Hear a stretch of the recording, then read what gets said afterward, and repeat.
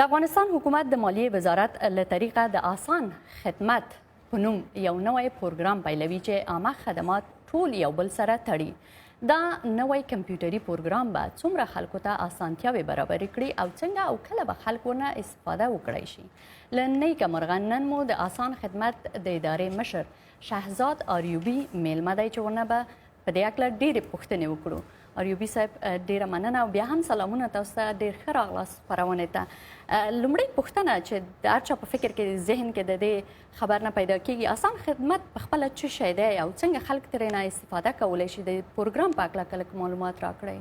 مننه کوم. زه خپله تاسو ته او د تاسو طریقه ټول لیدونکو ته خپل سلامونه احترامات وړاندې کوم. وخت هم کم د لنډ معلومات به درته وړاندې کوم. تیر کال په ډسمبر کې رئیس جمهور او وزیر مالیه سره د یو لوړپوړي پلاوي آذربایجان ته سفر وکړلو.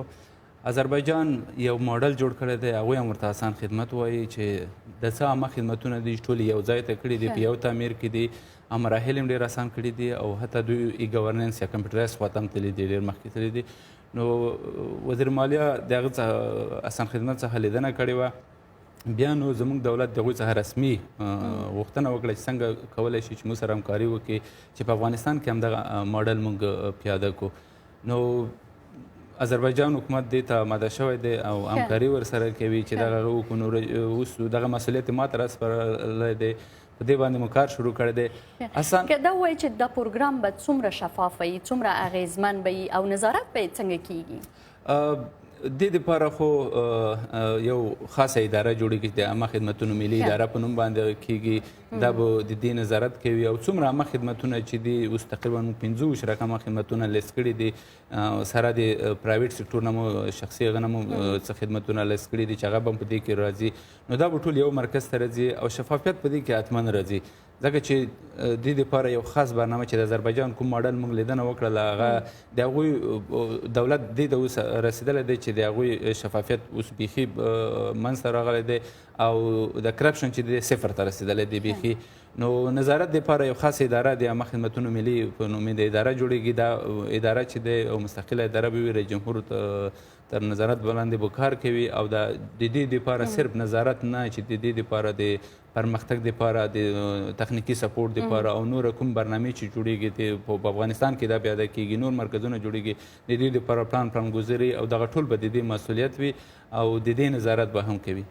یوه وروستۍ پوښتنه، د آسان خدمت هدف څه دی او کله به خلک وشي کړی چې د دې پروګرام نه استفاده وکړي؟ آسان خدمت د شفافیت او د اصلاحاتو او د ښې حکومتدارۍ په لور باندې یو نوی قدم دی.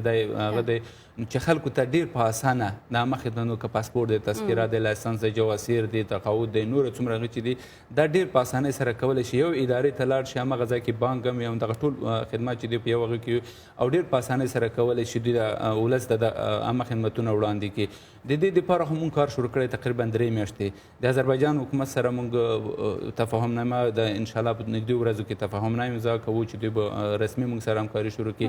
د دې دپاره مو ځمکه هم تیاره کړې دی چې د لومړی د ادارې تعمیر او د لومړی مرکز هغه کېږي چې هغه د کابل نندارې چمن حضوري سره 15 جربه ځمکه دی چې هغه مو ورته هغه کړی دی. ډیزاین کار هم خلاص دی، یو مشخص ډیزاین د دې دپاره ضرورت لري چې هغه کار به هم هغه کېږي. د دې دپاره مکمل ټیم هم جوړ کړی دی، ټیم هم کار شروع کړی دی. هغه کومې مرحلې چې دي هغه هم باید اسانې کړو، هغو باندې هم کار شروع کړی دی. د آذربایجان حکومت کوم هغه سافټویر چې جوړ کړی هغه ډېر قیمتي سافټویر دی، هغې موږ څه مطالعه کړې دی، هغه دلته راتللی شي د افغانستان د هغه دپاره کوو. یو شی هغه دی چې موږ د ولس دپاره یو سروې هم هغه کړی دی، survey.asan.gov.af په نوم باندې سروې کړی.